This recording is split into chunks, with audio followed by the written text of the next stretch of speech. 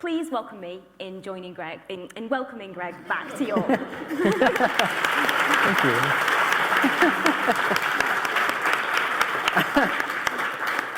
I prefer it the other way. Please welcome me in joining Greg. That's great. Both work equally well. So, to get us started this evening, I thought for those who haven't yet had the joy of reading Ask a Historian, could you just give us some insight into the book and how you came to write it? I'm not sure joy is the word, but for those of you who haven't slogged through it, yeah, it's quite a simple idea for a book. I asked people what do they want to know, and then I tried to answer those questions. And it was meant to be done in person because I really like talking to people. It's nice to meet people and find out what they like to know. And then this slightly annoying pandemic happened, and that all went to pot. So we did it online. We did an online questionnaire of anyone could send in any question about anything, and chose the 50 best questions, or at least the ones I could answer, because some of the questions were good, but like really hard. And then it's sort of gone into the book, and it's sort of it's a kind of grab bag of sort of random stuff. It's 12 different categories, they're different themes, trying to get around the world, a bit of global history, some food history, some historiographical stuff, you know, the nerdy stuff for the proper hardcore history lovers. Some pet history, everyone loves dogs, and obviously the classic stuff, you know, about poo and wee, because you have to do that if you work on Horrible Histories, that's the law. But yeah, it's a sort of, I guess it's quite a broad book, because it's just trying to respond to what people wanted to know.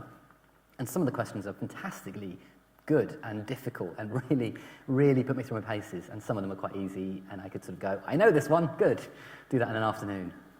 It sounds quite daunting to be confronted with any question about any history ever. Yeah. But I'm curious as to whether or not you discovered some trends in the question asking. Were there kind of particularly common or popular questions or topics that were coming up again and again and again and again? Yeah, everyone wants to know about Anne Boleyn. That's its own sort of subsection of questions was just Anne Boleyn specific things. Food kept coming up, particularly bread. I think it was the pandemic. I think we were all really hungry. And I think we were all watching Bake Off, and we couldn't go outside, and we'd all bought 8 kilograms of flour and sourdough, and we were like, right, I'm going to make bread. Hang on, how do you make bread? I'll ask a historian. So a lot of bread chat, a lot of Anne Boleyn chats, but quite an interesting array of stuff. Some of the questions absolutely took me by surprise. I had no idea how to start with them. Some of them were really reassuring, and they were really thoughtful and fascinating, and I had never considered them, but as soon as I started, I thought, oh, this is a great question. Why don't I know the answer to this?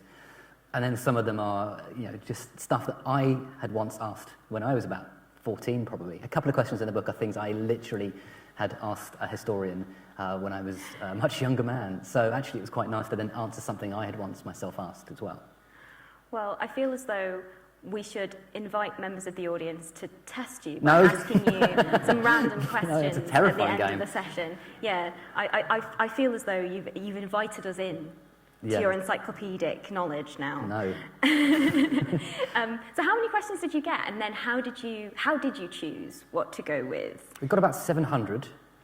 And we chose 50, so some of those are repeats, you know, the bread questions, that's quite a lot of those. The Anne Boleyn questions, that's about 600 of them. You sort of, you know, sometimes a question comes through and it sounds a bit like another question, and you just perhaps choose the one that's a bit more precise and you can zero in. But it was also trying to find ways of grouping them together so they could work as a mini chapter. So occasionally a question would be really good, but I couldn't quite figure out how to put it in any other section. A couple of the questions I simply could not do.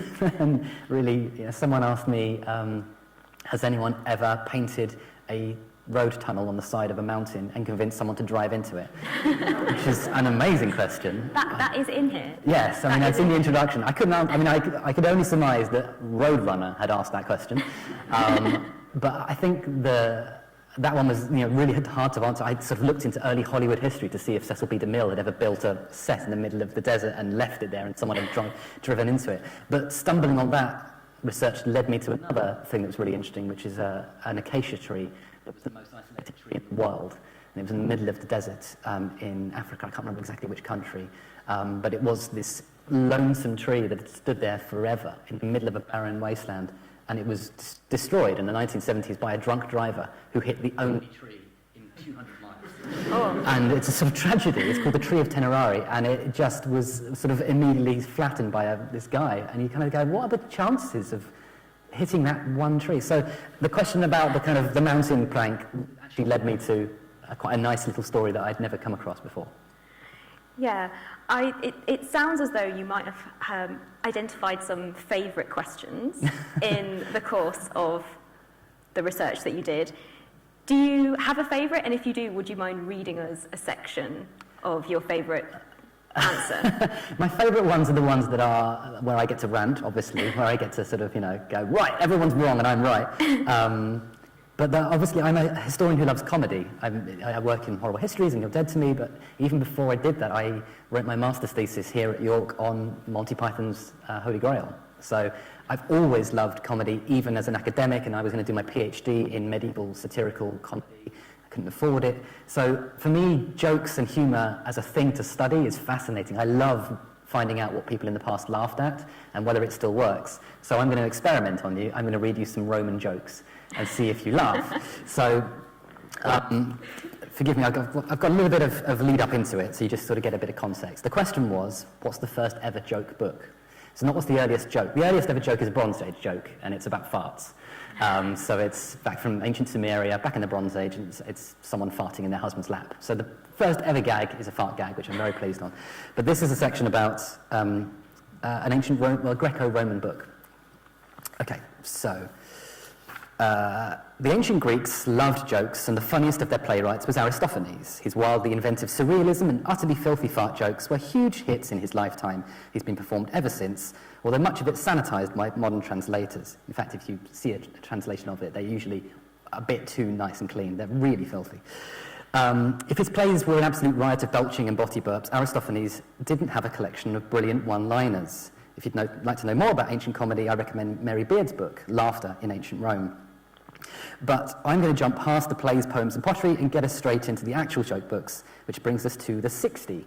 Now the 60 is a lovely thing, really. It's according to the ancient writer Athenaeus, whose book, The Deipnoe Sophistae, was a collection of witty dinner party chat, a gaggle of expert philosophers got together and had a natter, and then they wrote down what was funny.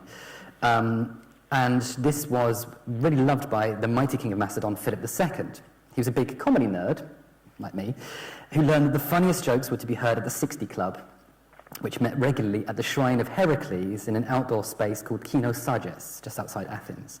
And the 60 was a boozy philosophical gathering of 60 witty raconteurs, the funniest in Greece, whose material was clearly of such quality that even a rival king several hundred miles away felt envious enough to be missing out. Athenaeus tells us that Philip sent them a shipment of silver so they would jot down their best gags and post them back to him. It was the first ever joke book, written sometime before Philip's murder in 336 BCE. Alas, it's lost. We don't have the banter. So I'm going to read you instead from the Philokalos, which is the oldest joke book we do have. It's from about the 400s, 500s CE, so late Rome, when the empire is keeling over. Written by two people called Heracles and Philagrios, of whom we know absolutely sod all. These two men who were like, I've done a book, and then they clearly just died. There are 265 jokes in the book. A lot of them are terrible, most of them are terrible, but they're about there are lots of stock characters. So you've got idiots, doctors, misers, cowards, eunuchs, wits, drunkards, misogynists, horny ladies, classic of the genre. So I'm going to try and read you some and see if you laugh at any of them. So these are not direct literal translations, these are slightly idiomatic translations. So I've tried to make them feel a bit more like they'll work in English. They may not work in English, let's see, okay. All right. A doctor goes to the house of a grumpy man, examines him and declares, "You have a bad fever." The grumpy man replies, "Well, the grumpy man replies, if you think you can have a better one, there's the bed, why don't you lie down?" So, first joke, not great, but let's see if we can do better. Okay. A philosopher went swimming and nearly drowned. He swore that he wouldn't go back into the water until he'd first learned to swim. Bit of a puzzler, that one. Everyone's gone, what? Okay, that's a logic joke, right? Let's try this one, okay. Doctor, doctor, when I wake up, I feel dizzy for half an hour and then I get better. Doctor, I'll get up half an hour later on then. Okay, that's a joke. Okay, we've agreed that's a joke. Fine. Okay. Making progress. All right. A man meeting an idiot said, "Hey, that slave you sold me died." The idiot replied, "I swear to God, he never did that with me." Okay. 2 out of 5. We're sort of doing all right. Okay. Yeah. 2 idiots go for dinner. Out of politeness, they both offer to escort the other one back home. Neither of them gets any sleep that night. Okay, a little titter. I'm going to go one more, okay. I think this is the best one. Let me see if I hype it up. You'll maybe... okay. An idiot sees a friend and exclaims, "I heard you were dead." His buddy replies, "And yet you can see I'm alive." And the idiot says, "Yeah, but the guy who told me is more trustworthy than you are." There we go. I feel like that's a very appropriate joke for our times. It's very fake news. It's exactly that. It's a fake news exactly that. joke. It's a joke about can you trust your eyes. I read it somewhere on the internet. You must be dead. So there we go. There's some classic Greek Roman jokes for you.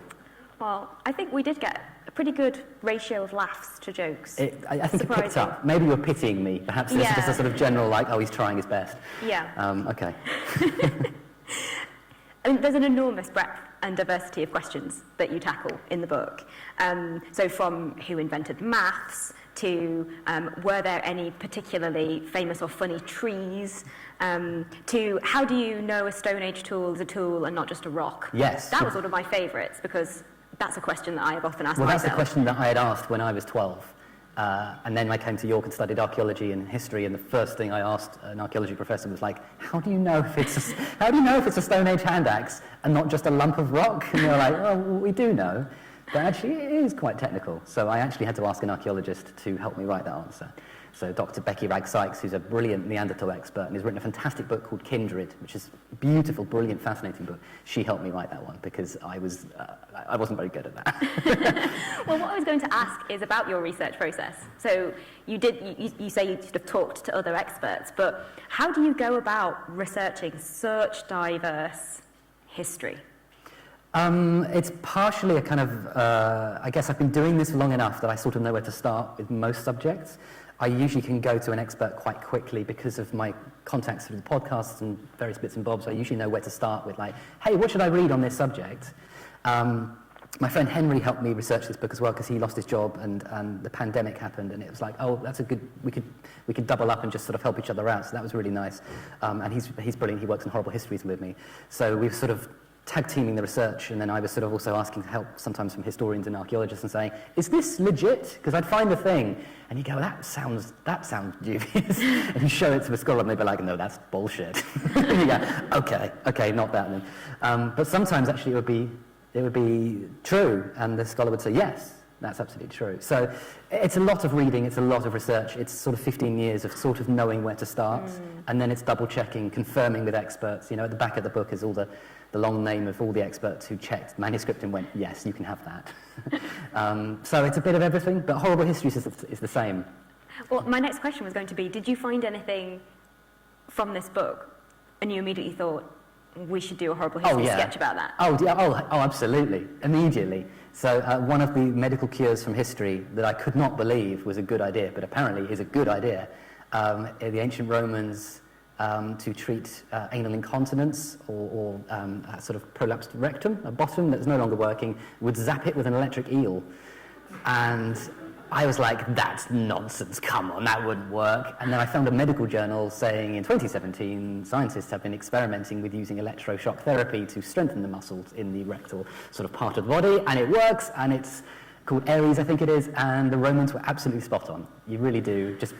Obviously, convincing a patient to bend over as you insert a sort of, it's called a torpedo ray. So it's a sort of stingray type fish, but it jolts you with electricity. That was their treatment. But actually, a good idea. So immediately my brain was like, Horrible Histories. That's going in the show. It went straight in my podcast as well. Yeah, absolutely. Anything I stumble on that you think, that's funny and surprising, we can obviously push it back into horrible, sort of recycle this gag. But that's the lovely thing about history, is that you're always stumbling on something weird, and you go, really? How did I not know this before? I know, we were having that interesting conversation earlier on today, weren't we, with the students, about how sometimes it can be difficult with Horrible Histories to identify what's the fact versus what's the joke. The joke. Yeah. I mean, a cure for, during the Black Death, one of the cures for plague was to take a chicken, remove its feathers, and strap it to your armpit. And if you tell someone that, they think you've lost your mind. And you sort of go, yeah, but at the time it made sense. So you just have to sort of, you can understand the logic of someone saying, well, there's a terrifying pandemic. Could you imagine? And I'm going to try this. I can't afford the most expensive medicines. I'll try this. And obviously, we found that most recently people are taking horse dewormer, so it's not as if we're any smarter. But yes, there are things that are really interesting, which you just, as a historian, you kind of go, that doesn't sound right, and then you check the sources, and yeah, it's there. Mellified man. You ever heard of mellified man? Anyone in the room? Yes. So a mellified man, just for those who haven't put your hand up, is a source it's a story we get from a Chinese writer writing about an earlier period in Persian and Arab culture in which a man at the end of his life would essentially volunteer his body for the benefit of others, and he would eat only honey for several weeks on end, and then he would die, presumably of diabetes. I mean, this can't be good for you. And then the sugars in his body would decay and break down and be part of the rotting process. And in 100 years' time, he'd be dug up and eaten as medicine. And so it's a sort of form of organ donation, except you donate your entire body to be consumed by someone in 100 years' time.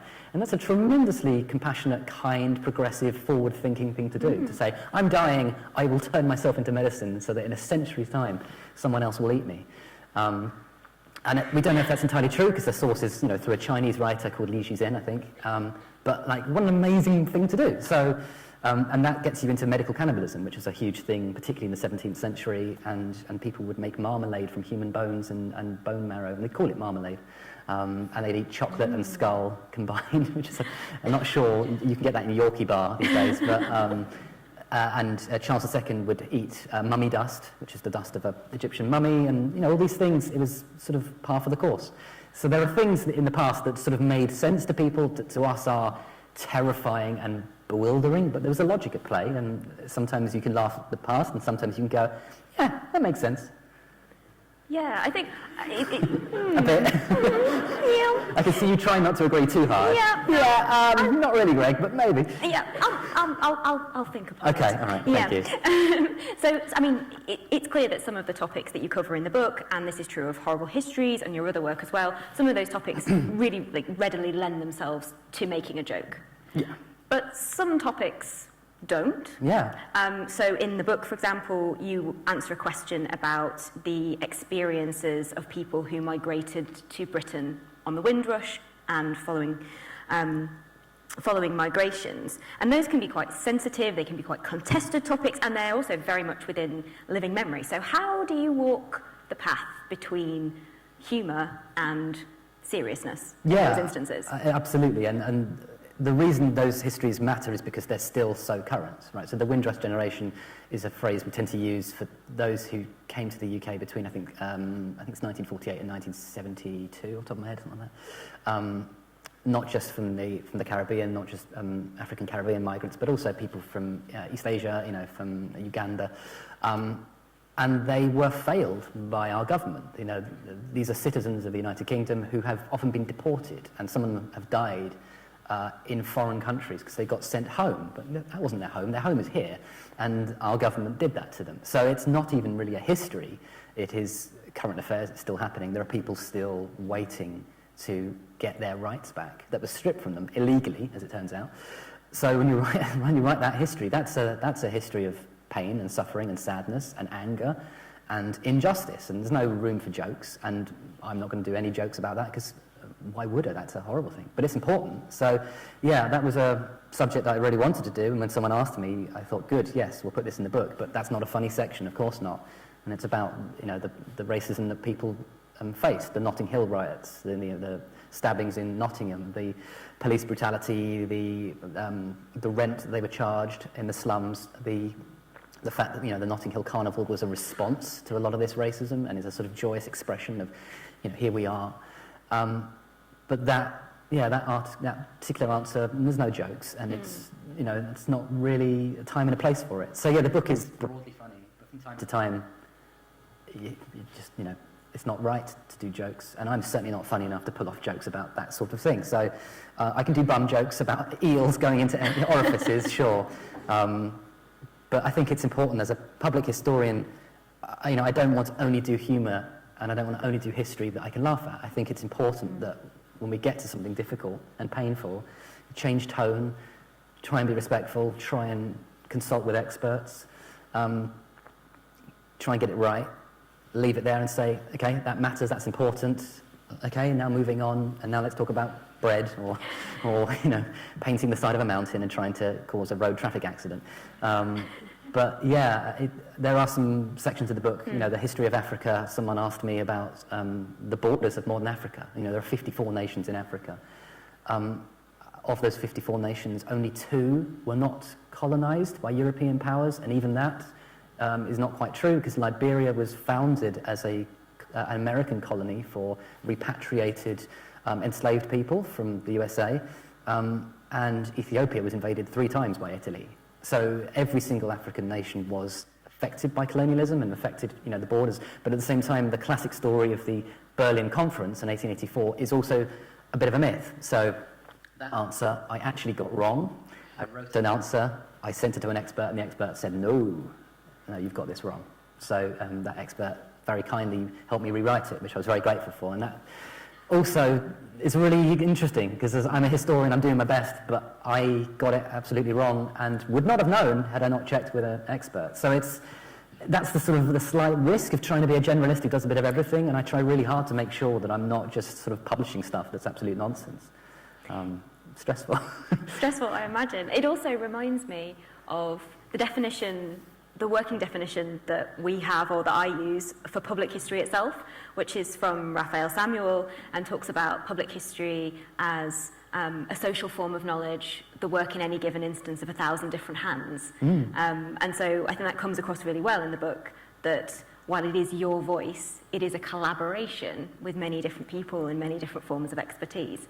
I think that's why public history can be such a powerful tool. I mean, you wrote this book primarily during a pandemic. It's been published during a pandemic. How did that impact on it? I guess there'll be practical impacts, but sort of more broadly, how do you work as a public historian during a pandemic? Did it have an impact on the kind of work that you were doing? Yeah, it's hard being funny when the news is scary, and it's hard being sort of jolly when you go onto Twitter and see that someone you chat to quite often has lost their father to COVID, which was happening quite a lot. I follow a lot of people on Twitter. I love Twitter. I'm obsessed with Twitter. If you follow me on Twitter, you'll see them on there all the bloody time. But I follow 10,000 people on Twitter. A lot of them are historians. A huge number of them are historians. So because so many people were coming into my timeline, I was seeing, I guess, that sort of 1-2% of people who were really, really horribly being affected by COVID in a really profound way. And I was seeing tweet after tweet after tweet from people I sort of chatted to over the years who were burying people they loved. And it's incredibly upsetting and difficult to be funny and jolly and off the cuff when that's what's the context. So I'm sure it changed my writing. I'm sure it made me a little bit nervous sometimes to do stuff, and at the same time I think maybe occasionally I tried a little extra harder to be funny, to sort of go, okay, come on, let's try and write a nice book that's not misery guts. So I don't think reading it you'd kind of go, oh, this is a man who's sort of crying in the corner. No. But it was definitely difficult, and I wrote the introduction on December 23rd, 2020, the night before I was meant to go and see my family for Christmas, and Boris Johnson did a press conference and said, I'm sorry, you can't. And so that sort of introduction's a little bit me going, oh, okay, I was hoping to see my loved ones and Christmas is cancelled and okay, we'll sit at home and eat pizza. So yeah, emotionally I'm definitely affected by it. As a public historian, I guess I feel really privileged to have this sort of network of people I can talk to all the time.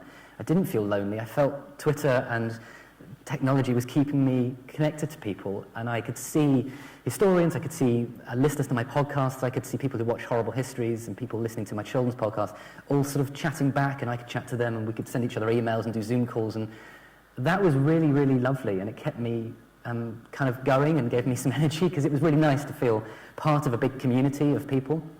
So I'm really grateful for that. And I think if the pandemic had happened 10 years ago, we wouldn't have had the vaccine, obviously, but we wouldn't have had the technology that has kept this all going, right? We wouldn't have had Zoom, and webcams were crap, and the Wi-Fi wasn't good enough, and Twitter was barely, being used, and I would have really struggled to make those connections, and my podcast would have stopped.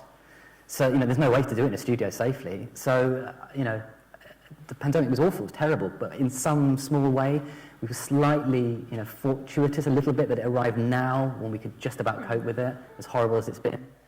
So yeah, it's odd, I guess, keeping that all in mind, but yeah, so that's a long answer. Well, it's been a long and difficult time. Hopefully, we're moving on to new adventures. Before we open up to questions from the audience and online, my final question is about what's in the immediate future for you. What are you working on next? Is there going to be a new series of Horrible Histories? What's coming down the line for Greg Jenner? Sleep, hopefully. I had 3 hours sleep last night, and if at any point I just stop talking and I just sort of sit in the corner crying, that's why. I have a toddler, she's not great at sleeping. I'm making a second series of my Radio 4 show, Past Forward, which is a really lovely little show for about 100 years of the BBC, where I get played a random clip from the BBC archive with no warning, no prep, no training, nothing. They just play me a clip and go, what do you think? And I have to make a programme about it, and it's really fun. And I had the extreme privilege of interviewing a Holocaust survivor last month who is 95 years old, and the clip was from 1982, and she's still alive. So we got to play the clip of her from 1982 back to her, and an incredible woman, phenomenally interesting, so brave, funny, and remarkable. She's called Kitty Hart-Moxon. So this sort of little series is quite fun, because you get random stuff, you get sitcoms, you get a bit of news, you get a bit of sport. Every programme's a bit different. So I'm making 10 more of those, they're fun. Horrible Histories, I'm not allowed to say. Sorry. We're making more You're Dead to Me. They take about 8 months to make a series of You're Dead to Me, because it's very nerdy. Other history podcasts, they make one a week, but we have a team of PhD students and a sort of huge library, and we're sort of sitting there for hours on end debating what we should do. So You're Dead to Me will be back in the summer. I'm working on a YouTube series for children, an animated series that I can't tell you about either. Sorry. That's exciting. And I've got a children's book out in November, which I wrote at the same time as writing this book. So not very much then. Well, the children's book was a sort of fun thing. That's nice. But it's really lovely working with an illustrator. I've never really worked with an illustrator before, and it's really fun to sort of write a joke, and then someone goes, "What, like this?" And you go, "Oh yes, that's more bigger, more bums."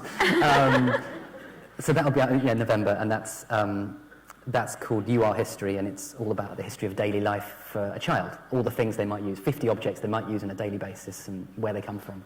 So yeah. Amazing, we'll look out for that. We're going to go to questions now. We'll take a couple of questions from the in-person audience first, and then we'll switch to the online audience. We have microphones, roving microphones coming around, so if you could wait to receive a microphone until you ask your question. Would anyone like to start it off? If you raise your hand, I will spot you.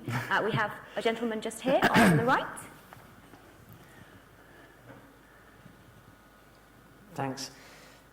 Do you think spending so much time kind of absorbing the past has changed the way you think about the future of humanity? Oh. A small question to start with. Yeah, I mean, it has. So I was on a podcast 5 years ago.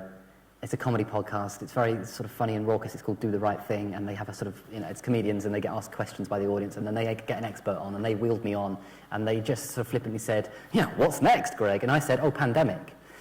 Because pandemics tend to happen every 100 years. I get sent that podcast on a sort of daily basis. People go, Greg Jenner knew. How did he know? And it's like, well, it's bad. It's just unlucky. But yeah, if you spend enough time reading about the past, obviously you start to see patterns and loops. Now, the future is not predictable, and anyone who tells you it is lying. And the past is not a map to the future, because the past is different, and the technologies change, and we're changing, and the environment is changing. But yeah, of course, if you study the past, you then see politicians making speeches and say, well, that's not true, and you can quite quickly see the sort of the repeating tropes and bubbles that are happening at the moment with non-fungible tokens and with with Bitcoin and whatever, and where sort of new technologies are super exciting, and everyone gets very, very kind of like, investing all their money. And it's quite hard as a historian not to sort of go, tulip mania. But tulip mania was actually slightly mythologized, so I shouldn't do that example. Sorry, back away. South bubble, sorry.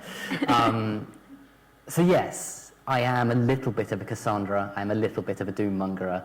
Also, I'm a Spurs fan, and any football fan in the room knows that we expect despair. That's our standard posture. So I'm a little bit of a sort of downbeat Eeyore, but I'm hopeful. Come on, future. But one of the questions someone asked me in the book very quickly, they said, what will our generation be called by future historians? And I love that question, but I didn't really know how to answer it, because actually that's not up to us. Future historians will label us, and they might call us the New Elizabethans, but they might also call us the screw-ups, or we might be the binaries, because it's all about the internet, but it's also about identities and binary identities. Politics. You're either this side or that side, and you have to choose a side. So, just in terms of the future, it'd be kind of fun to find out what the books look like in 50 years' time describing us, and whether we are the cause of some enormous catastrophe. Probably. Sorry, I've gone really downbeat there. No, that was the Eeyore coming out. Yeah, that's Eeyore. Sorry. Yeah. We'll go to a question online next, which is a rather different flavour. So Al has asked, do you have a favourite Horrible Histories sketch or song? So you have to choose amongst your babies. Oh no, we've done 2,000 sketches and 150 songs. I've written some Horrible History sketches, and I've written 3 of the songs. So I'm sort of proud of the songs.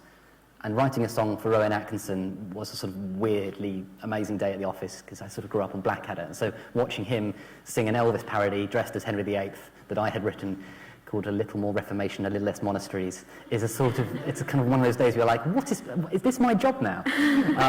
So that was very nice. But in terms of my favourite song, it's probably the Viking song Literally, where they are a kind of rock band.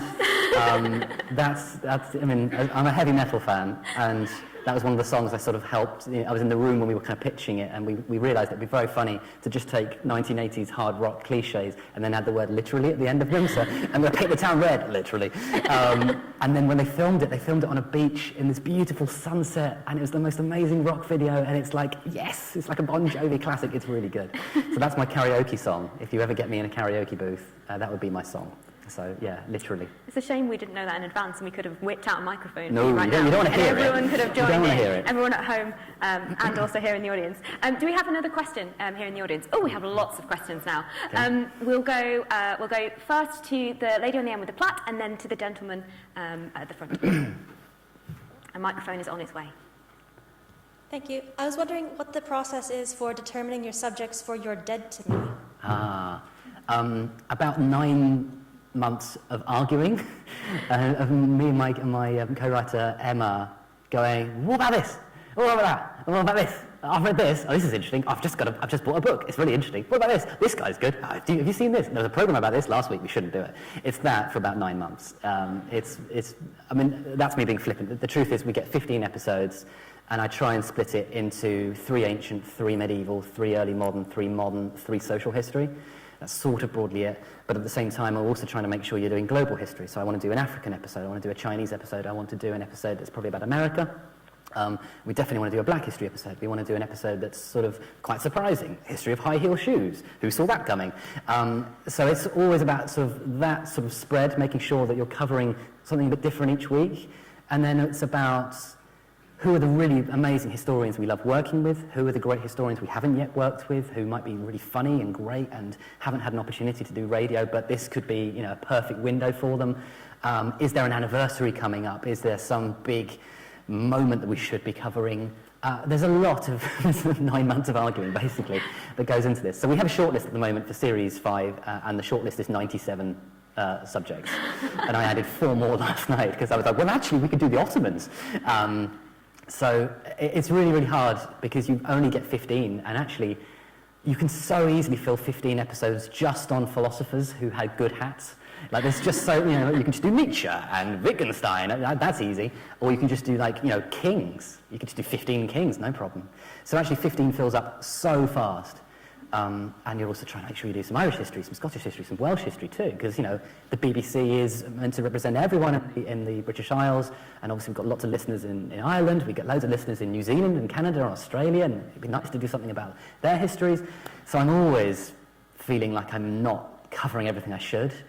But it's a nice job to have, so I'm not complaining. We'll take a question from the gentleman just here. Just down here. 3rd row from the front. Do you think there's any way liberal Western societies can prevent fake news becoming fake history. It's happened in the past. You're a tough audience. This is... I was expecting Took a while to jokes, figure out. eels going into bottoms is my level, okay? That's sort of where I operate at. So you're asking me, can we save democracy from fake news? Right, yeah, that is tricky, isn't it? There are so many things to worry about right now, and fake news is absolutely one of them. And we currently have a Prime Minister who has said a lie in Parliament and is refusing to walk it back. And we've seen the consequences of that already.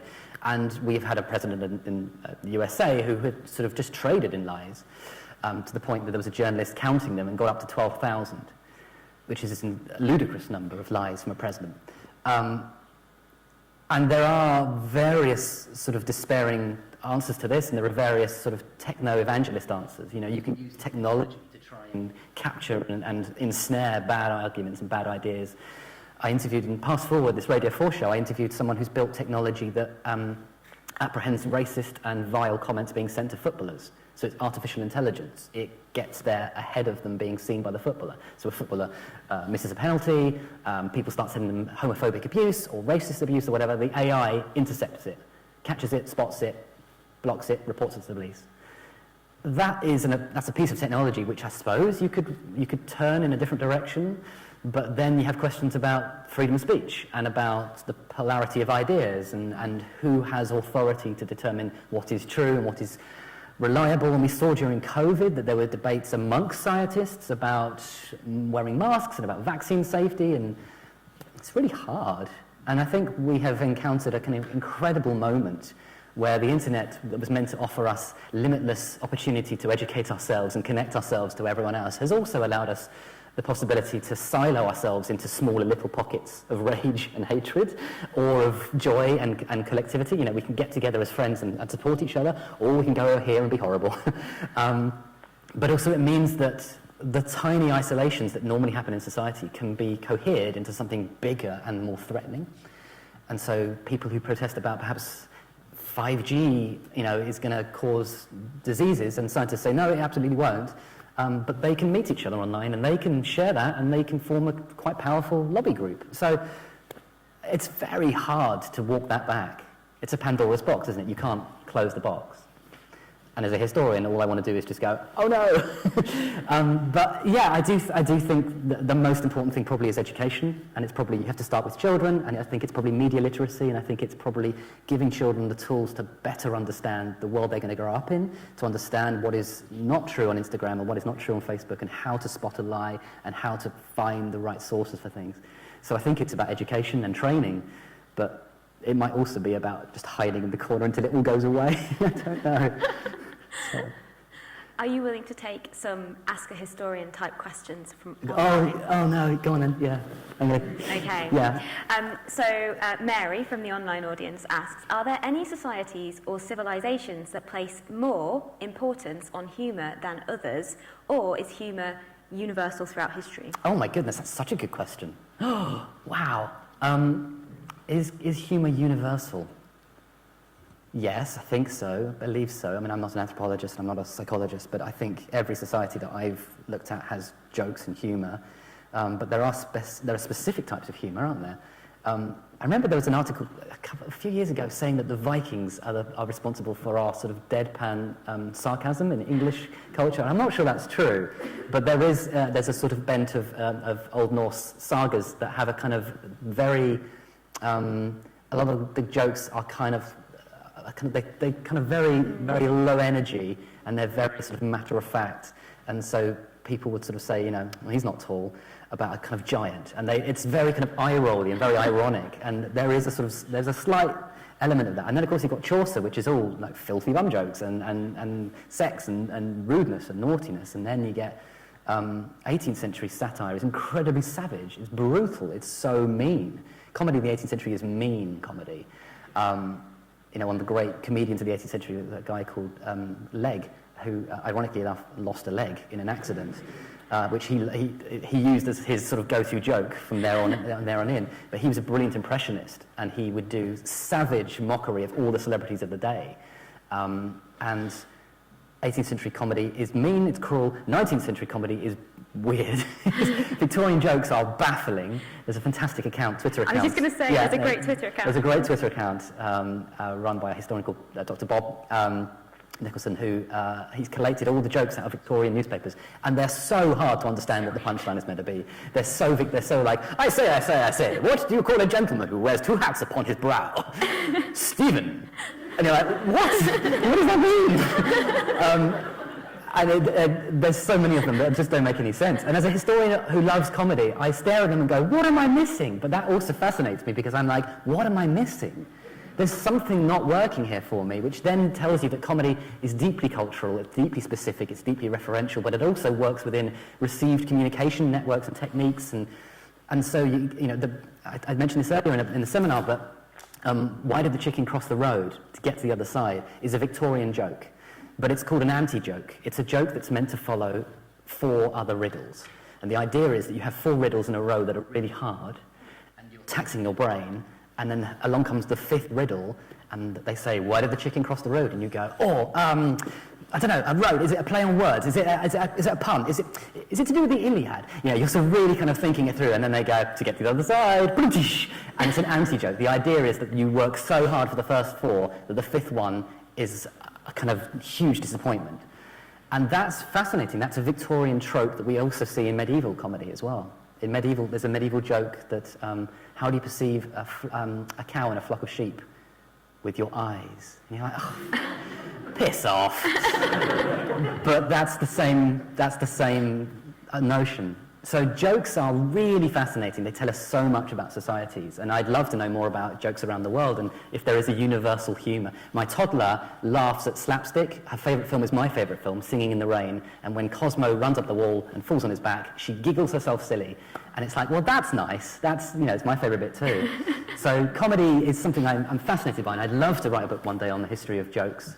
But for now, it's mostly just eels going into bottoms. Someone on the online audience is asking you to write a history of heavy metal, so that's one to add. Happy to do so. Good. We'll take another question from online, and then we'll come back to the in-person audience. This is another Ask a Historian type question. All right. So I think they're riffing off the idea, it's Peter, and I think he's riffing off the idea of gallows humour, and he's asking, do you know of any jokes told from the gallows in history? Yeah, so there's a long-standing trope actually in the 18th century when a criminal was going to be executed. So Dick Turpin, famously, a man of York, right? When they were going to be executed, they would be paraded down the kind of main thoroughfare, everyone gathered either side of the road to watch them being paraded. And they were meant to go to their deaths bravely and heroically, if they're a man, manfully, if they're a woman, with sort of great respect and dignity. And there was also an expectation from time to time that they would tell jokes, and that they would go to their death with a smile on their face, and they'd be like, hey, you heard the one about and that to us is just so shocking and surprising. This is we're talking here about someone who's about to be executed publicly. If you think about the kind of terror, the shame, the humiliation, all the emotions that must be going through, but they were expected to perform. And there are these sort of very famous celebrity criminals in the 18th century. Jack Sheppard is my favourite, who was an escape artist. He was brilliant at breaking out of jail. He was quite stupid in terms of getting caught again. He'd go back to the same pub every single time. So they were like, Jack, we know where you are. He was like, how did you catch me again? He's like, you're in the same pub. But every time he escaped, it was more outlandish than the last time. And so the final time he was thrown in jail and the final time he was going to be hanged, a quarter of London showed up to watch him hang.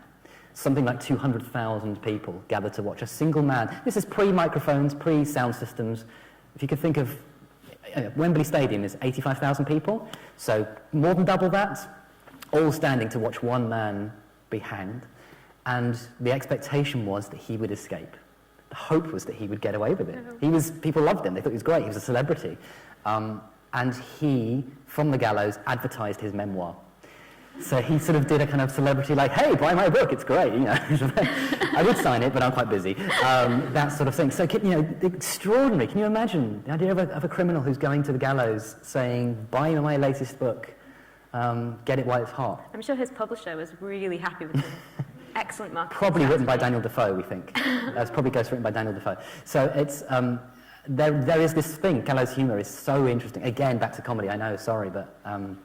in the trenches in the First World War, a Nottinghamshire regiment got hold of a printing press and printed their own satire magazine in the trenches. It was called the Wipers Times, or the Ypres Times.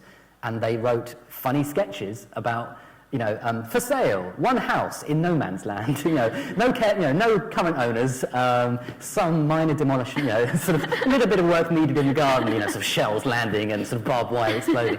An incredible bravery. Is that bravery, to sort of sit in a trench and be shot at day after day and sit there writing jokes?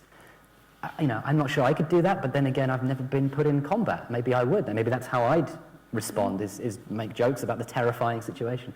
So gallows humour is really interesting and has a wonderful history. We'll take another question from the audience. We'll go to the lady right at the back first. Sorry, I'm making the microphones run up and down. Yeah, and we'll go to the lady over here in the red. Okay.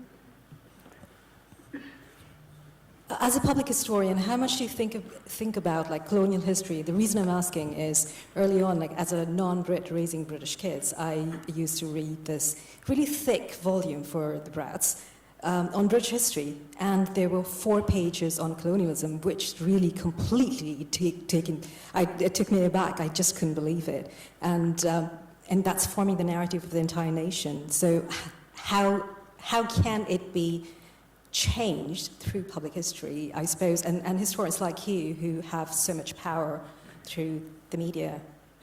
I wish I had power, that would be nice. What do you do?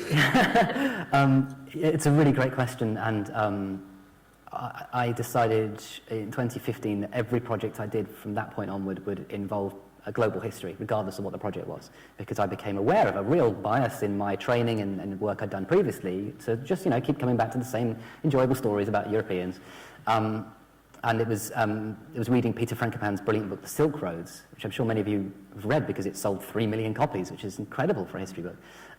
But his book just absolutely blew me away. I was like, how have I not heard these stories of the Silk Roads of the Middle East, of East Asia, of these trade routes, of these connections between cities and peoples and language exchange and goods and services and the connectivity of the world. And having read that, and I'm friends with Peter, and I was like, right, okay, good, I've got a mission now. So every single project I do now has to have an element of global history in it, and that's why You're Dead to Me will always do an episode on China or Africa, or whatever we think is of interest. And we're trying to do a lot more of that on Horrible Histories too, diversifying our cast, diversifying our stuff we're covering, because it's so important, because we live in a world where it's not just Britain, it's not even just, former colonies of Britain, it's not just Commonwealth history. We live in a world where everyone, belongs to the same race, but also to the same, we're the human race, but we're also on the same planet. We have to share the same oxygen, and we're running out of that eventually at some point if we're not careful. So we have to be better at understanding each other, and I think also we're missing out on so many extraordinary stories and incredible things that we could know about. So I've had great joy and delight in sort of reading more about Chinese history and Japanese history and the Edo period Japan, and reading more about South Asia and the Mughals, and reading more about South America, or I studied at York, and it's a wonderful university, and I'm hugely grateful, but I didn't do any history at York that wasn't European. And I did, 4 years here, and I read pretty widely and did my absolute best. It's very easy to have an entire history curriculum where you don't have to do anything in a second language, you don't have to do anything in a part of the world that you haven't visited on holiday. Yeah, but it's just the impact on Britain on the rest of the world. The Brits are lacking completely. Yeah, and I mean, so obviously at the moment we have writers like Satnam Sangera's book that's doing quite well, but he's had a lot of pushback on that. There is a real pushback against the idea of even talking about empire and the impact of empire and the connections. And it's something like, I don't know the exact stat, but something like a quarter of children in the UK now have family heritage that sort of is from another part of the world. And it's so important that our children in schools and growing up can connect up their histories and their heritages and our histories as a nation, but actually our history, our heritage often is a global history too. Even if it's just the story of curry and where curry comes from. The history of curry is the history of colonialism, and also the history of the huge number of array of different types of foods in Southeast Asia, and all the ways in which they kind of got boxed together as one thing called curry, which is a word that we sort of invented. Curry's a really interesting microcosm, and the history of tomatoes. You know, we now think of them as a classic Italian food. Well, they're from the Aztecs. So, you know, there are certain food groups that we now so associate with certain cuisines that started in the pre-Columbus world and were brought across through empire, conquest, colonialism, and then spread around the world. Ginger, spices, nutmeg, turmeric, pepper, sugar, all of these things. You know, sugar was understood to be a medicine in the Middle Ages. So, yeah, these histories are so important because A, they're interesting, but B, we need to know this stuff. C, it helps us understand the world better if we understand these stories. And yeah, I'm very aware of the holes in my knowledge, and I'm having a very nice time filling them. And I feel very grateful to be supported by other historians who help me and come on my podcast or recommend books for me to read so I can share that stuff. So thank you for your question. It's really important. Thank you. We're so close to running out of time, Okay, unbelievably, but we'll take one last question. Sorry, I talked too long, didn't I? It's not a long question. So I'm a recent history graduate, and when we were talking about sort of why we chose history, 9 times out of 10 my friends would say Horrible Histories inspired their love of history. And I was just wondering, when, as a public historian, when you're approaching your projects like Horrible History, Homeschool History, I know your podcast as well, do you feel a sense of responsibility that you're potentially inspiring the next generation of historians? That's a terrifying...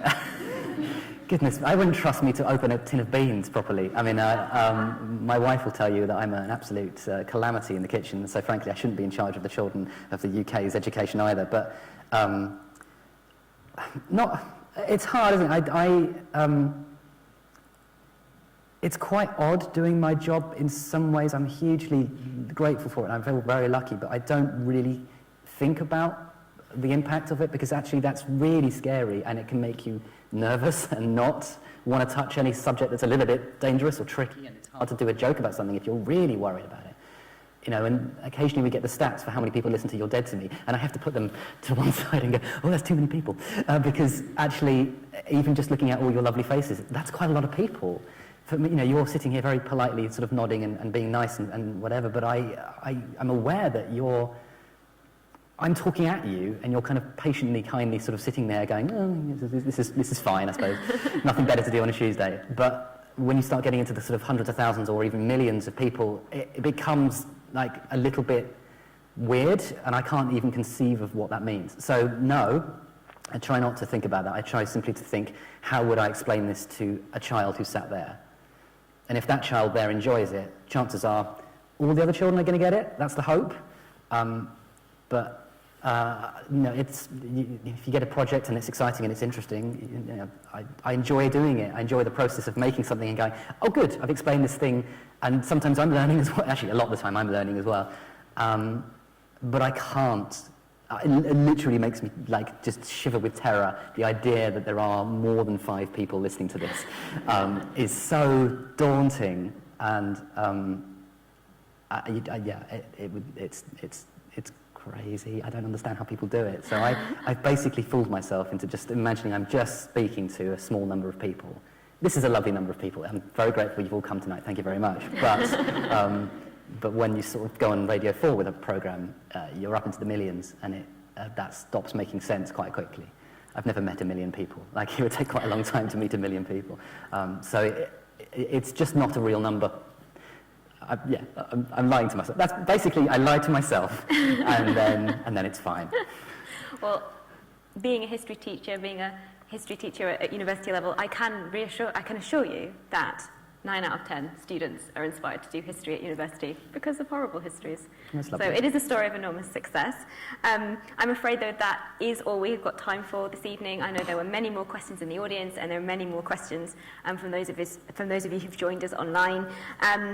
If you are in person, you can continue the conversations in the atrium, where Greg will be signing books, and there, I believe, will be drinks, including wine. Very nice. We've got a wine budget. Yeah.